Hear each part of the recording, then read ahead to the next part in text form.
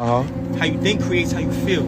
How you feel becomes an emotion. That emotion becomes a vibration. That vibration becomes a magnet that attracts things to you. Everything that happens to you, good or bad, it's with this. It's what you think, you heard? So you got to make sure that you always thinking positive.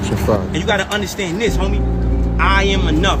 I am a God. I am protected. When you move in, you outside, you got to always have your mind on that.